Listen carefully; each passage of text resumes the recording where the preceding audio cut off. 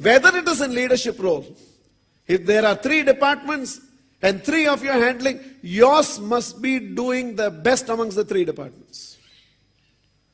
Your project must be finishing way before deadline compared to any other project. And this has got nothing to do with how others do. You are slowly programming yourself to relive the inheritance of the sperm that you were. You were the number 1 sperm. Don't forget it. Your basic inheritance is to be the number 1. You were sent here to be number 1. You're not an also-ran. If you are the number 2 sperm, you would have never come. Because you were the number 1 sperm, you could win. And you came into existence.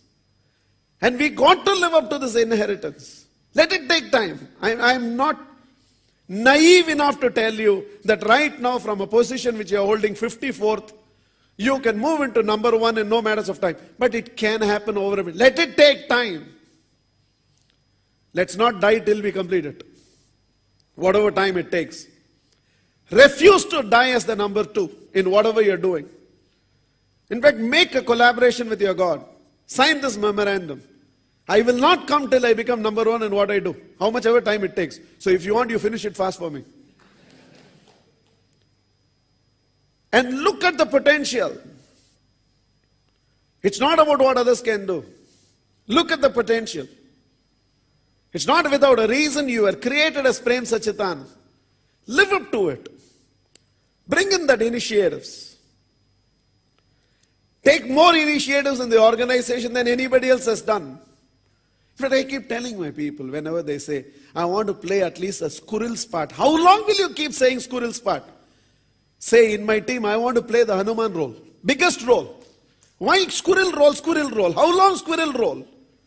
In fact, every time somebody in the organization come and say, I want to play my small part in your dreams. I said, miscellaneous column, etc. I want to listen to people who can come and say, I want to play the biggest role in the dream that you want to fulfill. I want to take the biggest responsibility.